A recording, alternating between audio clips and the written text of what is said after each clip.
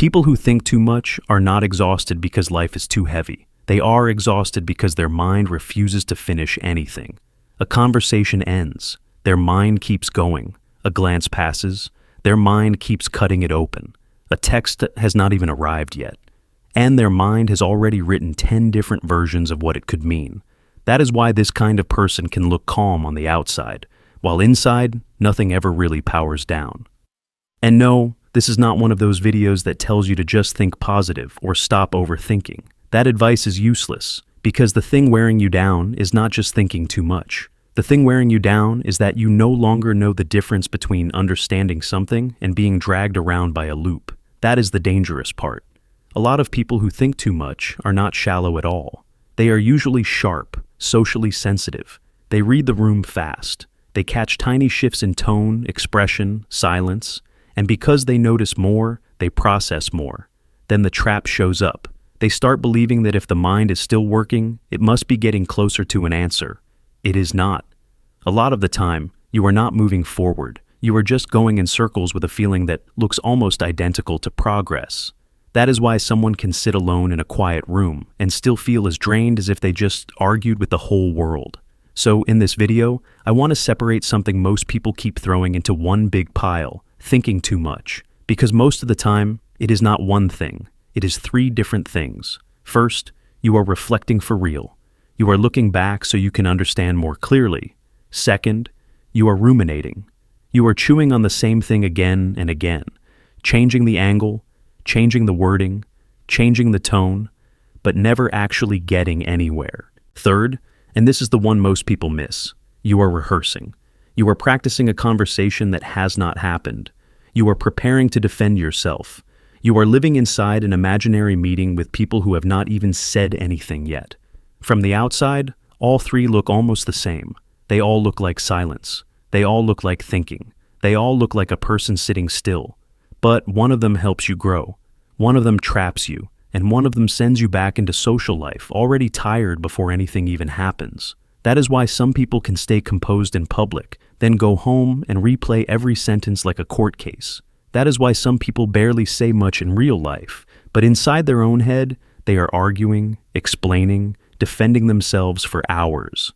That is why someone can be intelligent, aware, and not weak at all, and still get slowly worn down by their own mind. And if you see yourself in that, then the rest of this video is going to give you the part that actually matters. Not comfort, a real line. The line between self-awareness and self-destruction. The line between useful thought and thought that is quietly draining your nervous system. The line between understanding other people and torturing yourself with what they might be thinking. And from there, we get to the question that is actually worth your time. Why are the people who are deeper, sharper, and more sensitive so often the ones who cannot switch their mind off? And how do you spot the exact moment when going deeper stops being insight and starts becoming a very polite form of self-harm? Start here.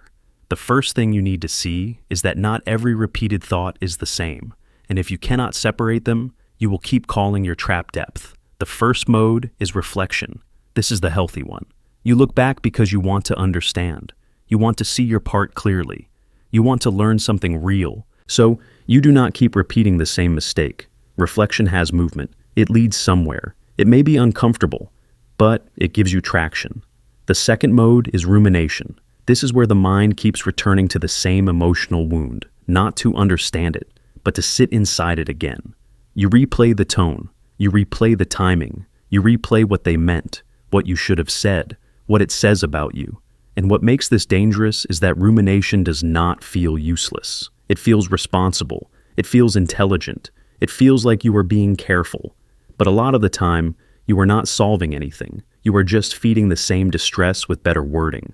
The third mode is rehearsal. And for a lot of people, this is the one that drains them the most. You do not just replay what happened. You start preparing for what might happen next. You script the next conversation. You imagine the next text. You build your defense. You prepare your explanation.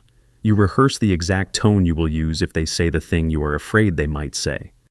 This is where a thoughtful mind quietly starts living 2 lives, one in reality and one in simulation. That is why some people are tired before the meeting even starts, before the date even happens, before the reply even comes in. Their body is in the present, but their mind has already spent energy inside 10 imaginary outcomes. And this is where the cost becomes obvious. It shows up as hesitation, as over-explaining, as a strange kind of social fatigue. You start entering conversations already loaded, already defensive, already trying to prevent pain that has not even arrived yet. That is why one awkward pause can follow one person for 5 minutes and follow another person for 5 hours. The mind is not just noticing the moment, it is refusing to release it. And the more uncertainty a person can't tolerate, the more seductive this becomes, because uncertainty feels unfinished. And an unfinished thing keeps pulling the mind back in. So the person tells themselves, if I think a little more, I'll finally get clarity. But this is the trap. The loop keeps borrowing the language of insight. It sounds deep, it sounds serious, it sounds self-aware, but most of the time, it is just repetition in a smarter outfit. Then people make the next mistake. They try to force the thought out.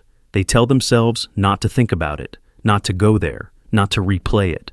And that usually backfires, because now the mind is not only holding the thought, it is fighting the thought, which means the thought gets promoted from background noise to emergency. So, the goal is not to dominate your mind. The goal is to stop treating every thought like a command. Not every thought deserves analysis. Not every fear deserves a courtroom. Not every internal alarm deserves a response. Sometimes the most intelligent thing you can do is name the mode you are in. This is reflection. This is rumination. This is rehearsal. That one move alone creates distance. And distance matters, because once you can see the mode, you are no longer fully inside it. Then, instead of arguing with the thought, you redirect your energy back to the next real action, back to the room, back to the conversation in front of you, back to your body, back to what is actually happening, not what your mind is staging. That is quiet power, not having an empty mind, not never overthinking again, but no longer rewarding every loop just because it sounds important. People who think too much are often told they need to calm down. That is too shallow. What they really need is to stop confusing mental activity with truth, with progress, with preparation, with control. Because once you see that clearly, you stop worshiping the loop. And when you stop worshiping the loop, your mind finally has a chance to become deep without becoming a prison.